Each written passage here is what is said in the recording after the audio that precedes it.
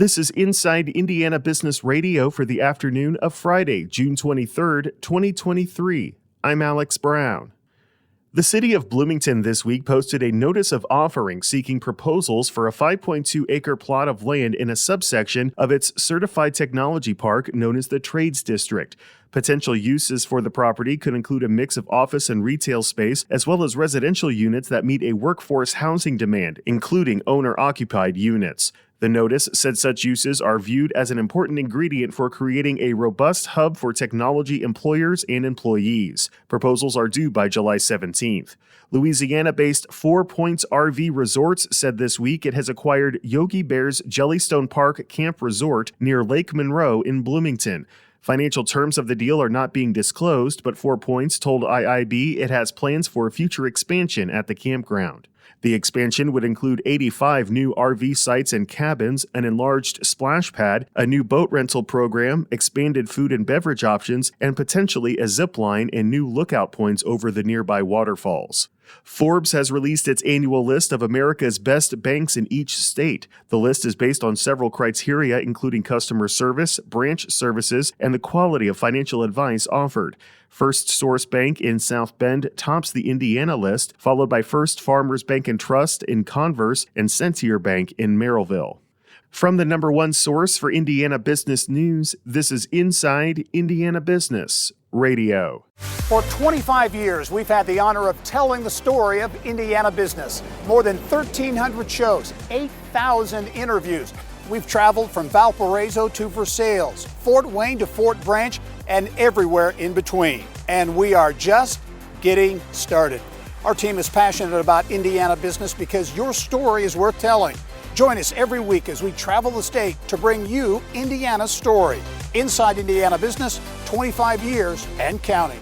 An Indianapolis-based supplier of home healthcare products is being sued in connection with a massive data breach of personal information and for waiting more than 18 months to report it. The IBJ's Mason King has more. At least 6 separate lawsuits have been filed this month in U.S. District Court in Indianapolis against Apria Healthcare. Most of the suits are seeking class action status on behalf of the 1.8 million people whose information was hacked by an unauthorized third party. The hacked information included private and financial information. Apria notified authorities of the data breach on May 22nd, but the lawsuits say the company waited too long. The breaches occurred between April 2019 and October 2021. Apria said it discovered the breach on October 1st, 2021. Indiana's data breach notification law requires companies to disclose breaches, quote, without reasonable delay, but no more than 45 days after the discovery of the breach, end quote. Apria was bought last year by global healthcare products distributor Owens & Minor Incorporated of Richmond, Virginia, for about $1.6 billion, and Apria moved its headquarters to Indianapolis from Los Angeles that same year.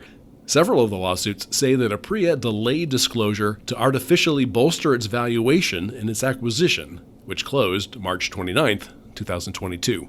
Most of the suits claim negligence, invasion of privacy, breach of contract, and unjust enrichment. Neither Apria nor Owens & Minor have yet filed responses to the lawsuits. Mason King, Inside Indiana Business Radio. The Indiana Economic Development Corporation received the green light yesterday to spend $122 million to purchase roughly 1,000 acres of land as part of an incentive package to lure a global semiconductor manufacturer to central Indiana. State officials testified before the State Budget Committee to make the case for paying roughly $120,000 an acre for mostly farmland in rural Boone County to entice an undisclosed company deciding between Indiana and another Midwestern state for a $50 billion semiconductor plant. The money is coming from a $500 million deal closing fund that was approved by state lawmakers in this year's budget. The land is in the southwest corner of the Leap District, a planned 9,000-acre advanced manufacturing hub north and west of Lebanon along Interstate 65. The Indiana University Kelley School of Business is teaming up with the WNBA Players Association to offer current and former players the opportunity to pursue a graduate education. Modeled after previous successful collaborations with the NFL and Major League Soccer, players will have the chance to earn a master's degree or professional certificate. Kelley Executive Degree Program's faculty chair, Carolyn Gerner. The WNBA is really nicely positioned to do that because the high percentage of women who already have their degrees going into the league means that they're ready for graduate education quickly. More than 95% of folks who are coming in have their degrees already, and that's just really high. The graduate degree programs are customized and catered to make athletes both feel comfortable and study what is applicable to their post-WNBA career. Players will be able to apply for the programs later this year. Colts radio analyst Rick Venturi is this week's guest on the Business and Beyond podcast with Gary Dick, presented by PNC, a weekly conversation with high-profile Hoosiers in business, sports and entertainment, and beyond. Available now from your favorite podcast provider. I'm Alex Brown for Inside Indiana Business Radio on Demand.